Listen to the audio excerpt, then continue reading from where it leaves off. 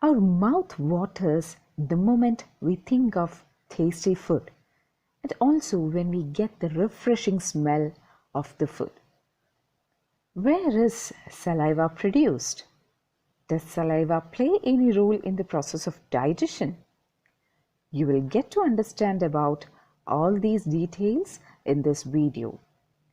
You will understand whether saliva is needed for digestion. Saliva is released from the salivary glands and begins chemical digestion of starches. Saliva contains the enzyme salivary amylase, which breaks down starches into simpler carbohydrates. Saliva also moistens and lubricates the food, making it easier to swallow. And exactly, that is its function. Now, as I told you, saliva is produced by the three pairs of salivary glands in the mouth, called the parotid gland, the sublingual gland, and the submandibular gland. Now you know from where the saliva is produced. It is produced by the three pairs of salivary glands in the mouth. And that's how your mouth waters when you see tasty food, when you smell food, when you think of food. The saliva secreted from the salivary glands contains mucus and also enzymes like salivary amylase and lysozyme. Now let's see these functions. The mucus, it makes the food slimy so that it is easy to swallow. Lysozyme, you know the reason, the function, because you have already studied about lysozyme in your 8th standard. What does it do? It destroys the germs that enter the body through food. Salivary amylase, it partially converts starch to maltose, which is a simpler form of sugar. Now, imagine that you are having rice. You might have even tasted this way too earlier. See, when you were chewing rice for a certain time without adding curry, you felt the sweet taste. What is the chemistry behind that sweet taste? The answer is very simple. When the food is continuously chewed, the salivary amylase in the saliva converts starch in the food into water-soluble sugar called maltose. And this sugar is the reason for the sweet taste. Now, let's see how the food passes through the esophagus, which is the food pipe.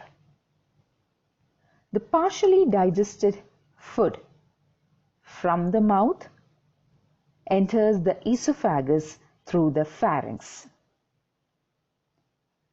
Pharynx is nothing but the throat, a cavity within the throat that serves as an air and food passage. Now it is from the pharynx itself that the windpipe, that is trachea, also begins. Now, you will be wondering, how does the food we swallow enter the esophagus properly without entering the trachea? Correct? That will be solved by looking into this picture. Let's study mode of swallowing food. When you swallow the food, you will be thinking, it's just a simple process. But it's not exactly like that. There are a few steps through which the swallowing of the food is completed. First, the tongue compresses the food into balls with the help of the palate. Palate is the roof of the mouth. Next, what happens? The uvula. Uvula closes the nasal cavity that opens to the pharynx.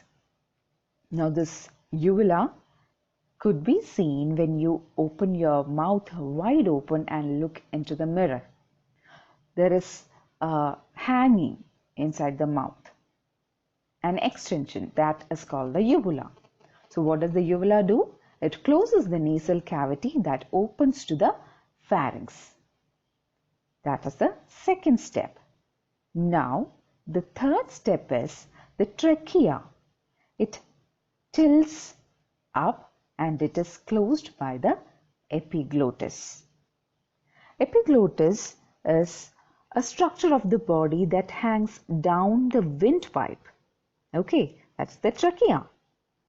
Now, when you are having your food and your epiglottis is not functioning properly, what happens? You choke or cough while eating. So the function of epiglottis is to close the trachea and thereby blocking the entry of food into the windpipe, that is the trachea. Now the fourth point is the posterior part of the tongue allows the food to move over the epiglottis into the esophagus, and thus the food from the mouth travels through the esophagus and reaches the stomach. The food, it doesn't simply reach the stomach. The food from the pharynx enters to the esophagus. Food moves through the esophagus as a result of the contraction of the involuntary muscles in the esophagus. This wave-like movement is called peristalsis. This movement takes place throughout in the alimentary canal, only in one direction. So, the food never comes back into the mouth of a person who is consuming food. Food reaches the stomach within 8 seconds. So, what is peristalsis? Food moves through the esophagus as a result of the contraction of the involuntary muscles in the esophagus. This involuntary, rhythmic, wave-like contractions which help the food to move through the digestive tract is called peristalsis. Swallowing and peristalsis. Let's see how these processes are done. In the mouth cavity, food is chewed into small pieces by the teeth and mixed with saliva. The tongue rolls the food into a soft mass called a bolus. During swallowing, the tongue rises to push the bolus towards the pharynx. The soft palate, that is the uvula, moves up to prevent the bolus from entering the nasal cavity. The epiglottis also lowers to cover the opening to the trachea, that is the windpipe. This prevents the bolus from entering the trachea. The bolus enters the esophagus, that is the food pipe. The wall of the esophagus consists of circular muscles and longitudinal muscles. When the bolus enters the esophagus, the circular muscles behind it contract and the longitudinal muscles relax. At the same time, the circular muscles in front of the bolus relax and the longitudinal muscles contract. These actions push the bolus down the esophagus to the stomach. This alternate contraction and relaxation of the muscles produces a wave-like movement called peristalsis.